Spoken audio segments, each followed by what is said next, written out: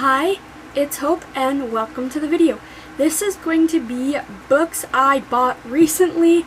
I used to do monthly book hauls, but I realized that I don't really buy that many books a month, besides this. But what I'm going to do is this new series, books I bought recently, is going to be after I acquire 5-6 books, I will film a haul. So these books are from two different places. One is Book Depository and the second one is Book Outlet. And I'm going to start off with the Book Depository and go through and just kind of briefly explain what the book is about, if I've read it, because some of these are books I bought that I plan on rereading sometime in the future, so I bought them. So let's start off first with Ruin and Rising by Leigh Bardugo, and this is the third and final book in the Shadow and Bone trilogy.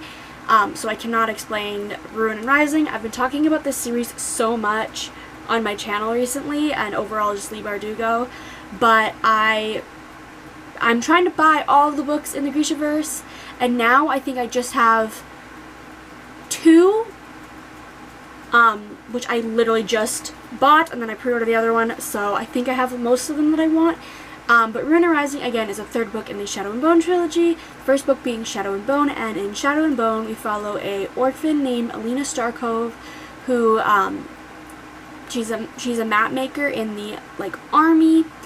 In the first army, there are, 2 different armies in this world, one for humans and one for Grisha, which are people with kind of different varying magical abilities, and Alina, finds out that she's a Grisha, the only of her kind, and she must learn to control her abilities while dealing with the main villain. I explain this differently each time, but that's kind of the bare explanation. I got this from Book Depository, and it was my first time buying from Book Depository, and I was pleasantly surprised. I should have ordered this a few days before I did, because I ended up, obviously because of COVID, things took, shipping took an extra couple days, but other than that, I will definitely be buying off of Book Depository again. Next, we'll start off with the Book Outlet ones, and I only spent, I think, $49 Canadian on these books, which for 7 books, that's pretty good, stating that I just bought/pre-ordered 5 books, and that costed me $90 some, and that was with a 20% off. So I definitely love Book Outlet. This was my 5th order from them.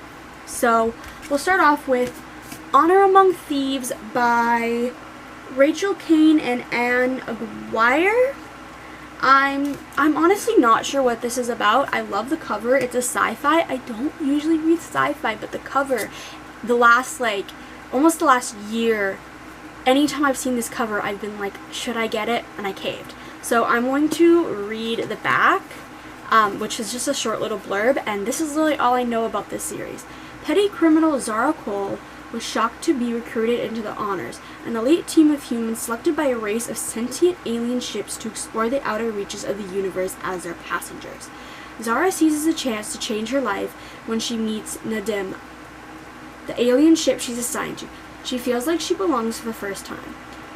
But nothing, not the Honors training or her street smarts, could have prepared her for the dark, ominous truths that lurk behind the alluring, glittering starlight. And this, I don't know, it just sounds interesting. Again, I'm not much for sci-fi. I'm trying to get more into sci-fi because I love the idea of reading these space books. And this one, I feel like I'll like it, but we'll have to see. Next we have Chainbreaker by Tara Sim, and this is the second book in the Timekeeper trilogy. I have already read this trilogy. This is the second book, but it was only $2. I think it was $2.47, and I know I'm going to be rereading this series sometime in the future, so I grabbed the copy. Timekeeper, which is the first book in the series, we follow a clockwork mechanic named Danny Hart, and clockwork mechanics work on clocks. Obviously, it makes sense. But clock towers in this were in like a, I think like a 1870s, kind of like 1870s historical, the first book London, but this, as we go, we travel, but clock towers control time, obviously.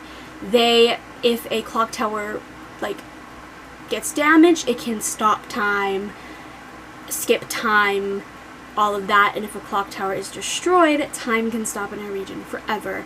And when Danny is assigned to a clock tower, to fix it, he ends up meeting a boy named Colton, and that kind of throws our story into motion. The first book was great. This second book we end up in India, I believe, if I remember correctly. I read this in like end of September, I think, so I can't really remember, but I think we end up in India.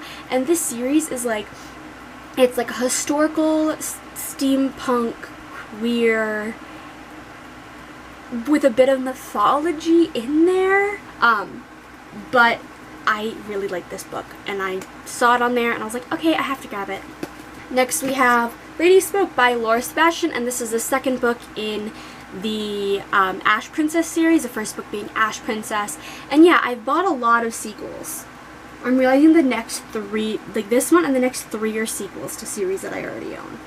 Oh well, but in Ash Princess we follow Theodosia, who's supposed to be the princess of a country, but when she was younger, the country got kind of overthrown, and she now is kind of a part of the court as the Ash Princess, which is the kind of like almost like a negative term against her. And the first book is a story of somebody from her past reuniting with her and kind of convincing her to attempt to overthrow the person in charge, like that's in charge, and while also trying to foil a plan to kill person in charge's son, so like the prince, and all of that. That's a bad explanation. I did really like Ash Princess. I think I gave it like a solid 4 stars. So Lady Smoke, I'm excited to read.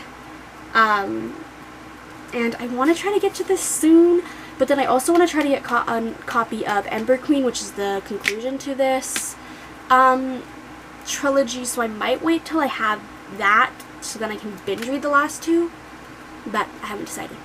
Next we have Nexus by Scott Westerfeld, Margo, Lanagan, and Deborah Biancotti, and this is the third and final book. I think it's only a trilogy in the like Zeros trilogy, first book being Zeros, where we follow a group of teenagers who have these like kind of like super like these like superpowers, and after one of our characters ends up being strung up in a kind of a bank robbery that he didn't do, it brings our characters together and they have to do this plot, and the like superpowers are kind of cool. I need to read Swarm, which is book 2, so bad, and now that I have the final book in the series, I now can binge read the last 2, which I'm going to try soon. I'm saying that with all of these, but like, this is a really good series, honestly, that shocked me that I actually liked it. Next we have Steel Tide by Natalie C. Parker, and this is the second book in the Seafire trilogy, the first book being Seafire.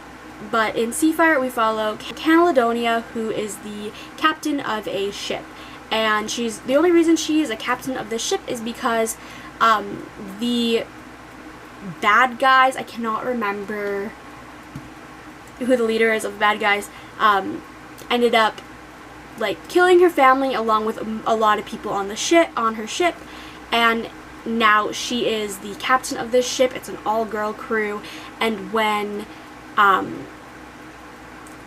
things happen and she ends up with a like guy from the like bad guys side on her ship, trying to convince her that he is good.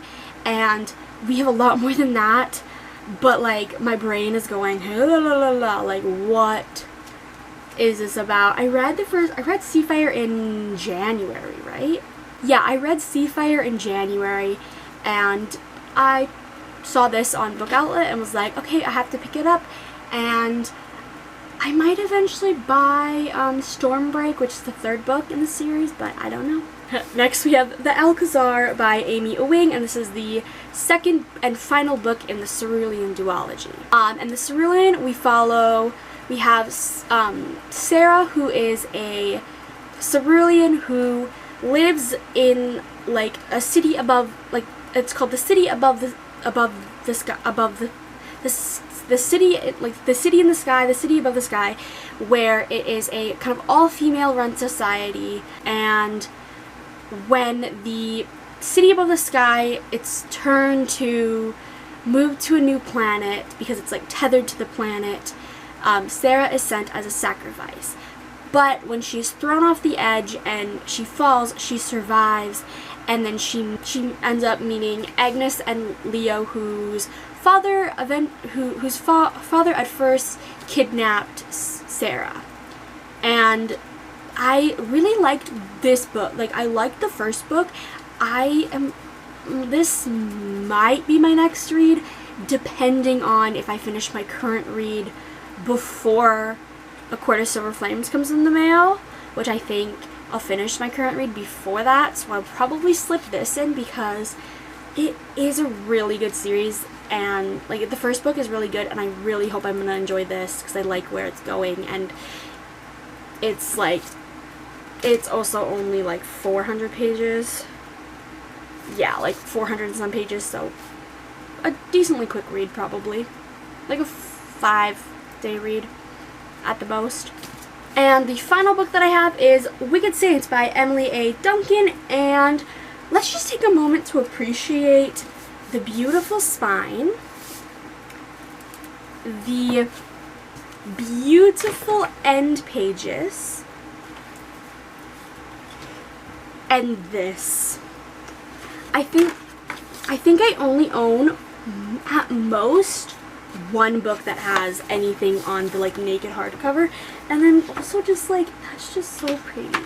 Don't ask me to explain this. I have read this and I don't I have read this back in July and I don't remember much of it, except that I enjoyed it. I gave it a 4-star, I think.